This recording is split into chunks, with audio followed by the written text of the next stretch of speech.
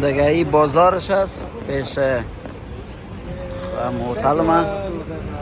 Πες μου μέρες ακριβώς, να δεις πότε σε βολεύει και να ξέρουμε γιατί δεν دیگه تا صبح یعنی مثل بیرو بارک است مردم است. Καλό βράδυ.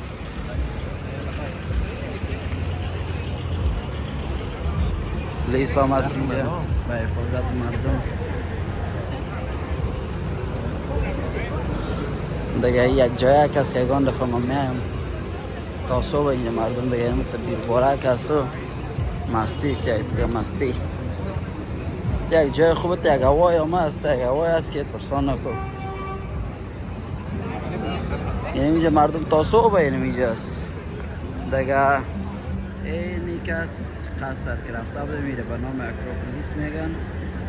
این قصر بسیار 3000 سال پیش است، داستان قدیمی داره و مردم اینجا به همراه دوستای خود رفیقای خود عشق خود میاین اینجا تا صبح میباشه. هم یک چرچ است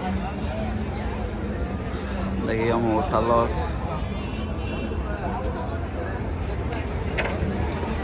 دیگه. هوای بسیار خوبش است.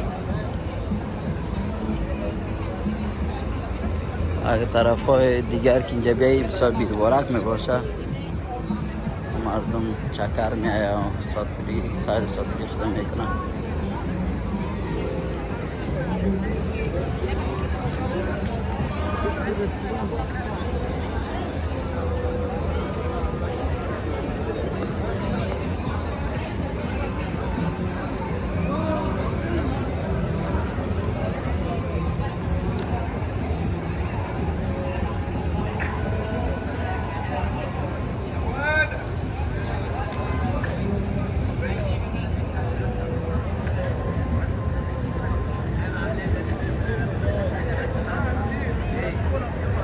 بيت دولة بيت